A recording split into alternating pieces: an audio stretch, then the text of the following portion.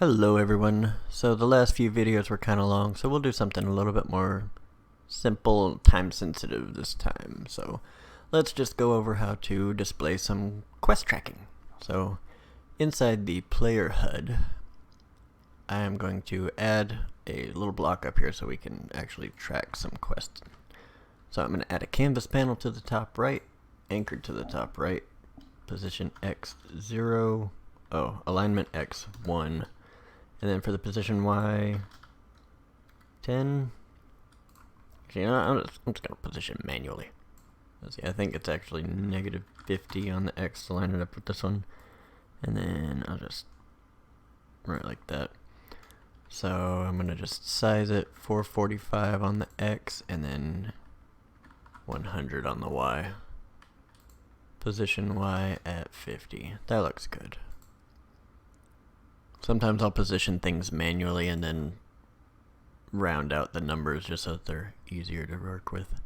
So I'll add an image block to this that I scale to the full thing, or anchor to the full thing. Reset the offsets, color and opacity black, 0.5 on the alpha, and then this one I'm going to draw as a rounded box. What was that? What are you? Oh, right. That's that little animation that slides in. Alright. So right here, I'm going to add a text block to the center top, 0.5 on the X, and then reposition it back like that. This is going to be the quest name, the one that we are tracking. Is a variable. Make sure that image is not a variable. Then we'll add not a slider, another text block actually. Let's just duplicate this one that we can position to the bottom center. So position X to 0, position Y 0, alignment on the Y is 1, and then negative 10 on the Y just to move it up a little bit, and 10 on the Y on the top one just to move it down a little bit. So for this bottom text block, I am going to change its font to be italic, and the size will be like 15. Oh, and then center justified so that it lines up in the middle. And we'll do that on both of them. Alrighty, so I am going to scroll down because I want the text on the bottom one to auto wrap. And then I'll just kind of scale this up to match. So about 385 on the size X. And that looks good. I'm going to rename this bottom one to quest description, though. Compile that real quick. So we can go over to the event graph, and inside the actual event graph, the main one, let's create a custom event called update quest details. Update quest details. This will take two inputs of a name, and it is a text. It's already a text. And another one that is the description, and also text. So let's grab out our quest name, and we want to set the text to the text. This is my third time recording this, and the word text has lost all meaning. Quest description, set text to the description, just like that. And then once we update the quest details, we actually want to set this whole canvas panel that's holding it, which we can rename to quest details panel. We'll just set that. Alright, we gotta make sure it's is a variable. And then we can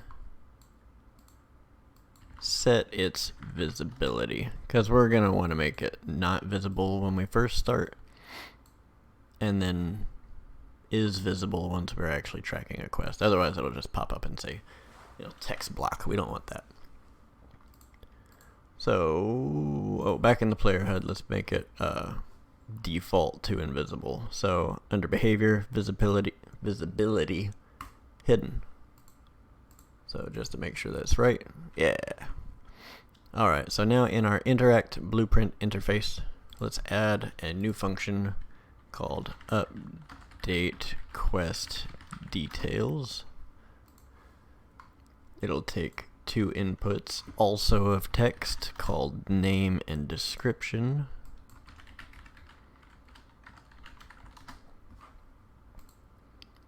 And then in our quest log icon, the one that's actually added to our quest log, not the one that goes into the quest panel that we get from them, but the one where we push L and open up. Yeah, the actual quest log icon. We will get our button from our variables list in our event graph, and on clicked, we will get the player character, and we can send that message along. I did compile right, yes. Update quest details. So from here, we'll just send that message, update quest details. And then for the name and the description, we'll just get it right from that. We'll split the struct pin of our quest info and then just feed it right in, just like that.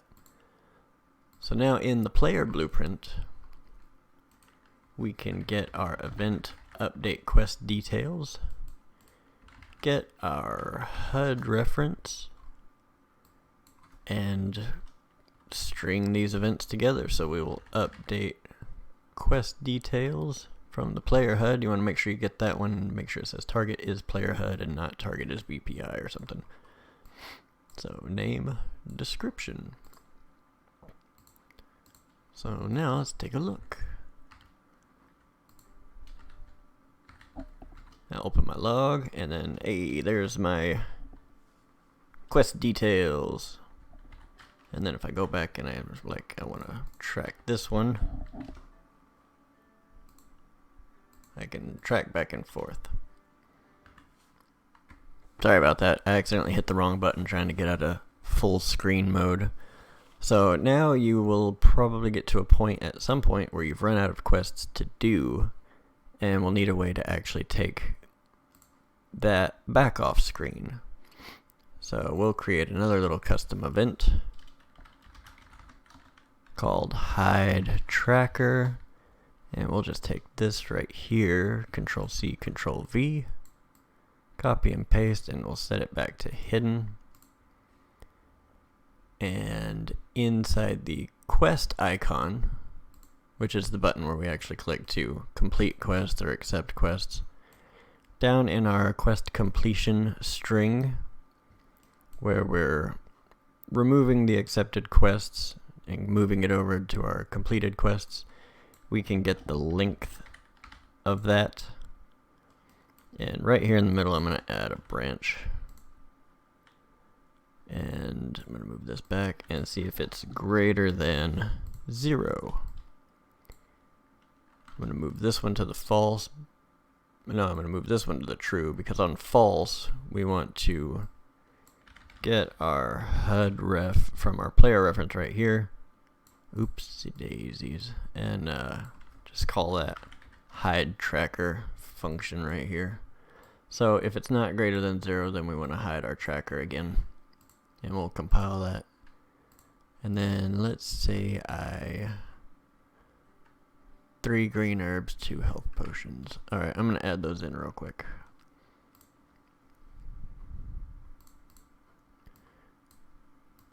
Two health potion.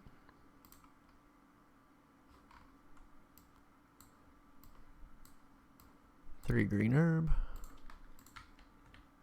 Get the quest. I don't know why I added 2 potions to it, but all good.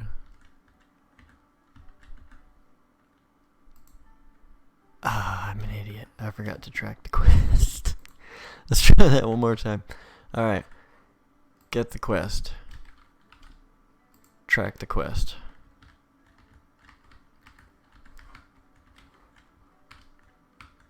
complete the quest. And since I don't have any other quest, it's going away. So, oh, one thing we could actually do also is if it is greater than 0, then we kind of want to update our quest info to a new one. So let's create a little custom event down here called update tracker, because why not? And since we have a player reference, we can grab that right here, get the, I don't know what that is, get the accepted quests, we'll get number 0, get data table row of our quest data table.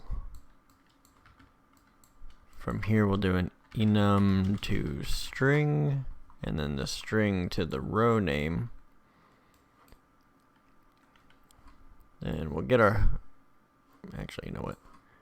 We'll just get player character, and then we'll feed in that update quest details message like that. And then right here we can break the quest info open and feed in the name and the description. So we want to make sure it's right after we remove, so if it is still greater than or equal to 0, we'll call our update tracker function right there. And this is getting kind of messy, I know, I'm sorry. But now let's do the same thing, except for if I get both of these and then I track the first one. Sorry, this was a last minute addition I thought of, so that I thought y'all would like. So now, yeah, it goes straight to the next one. Alright, so that's how you can do all that. So that's it for this one. I'll see y'all soon. Bye.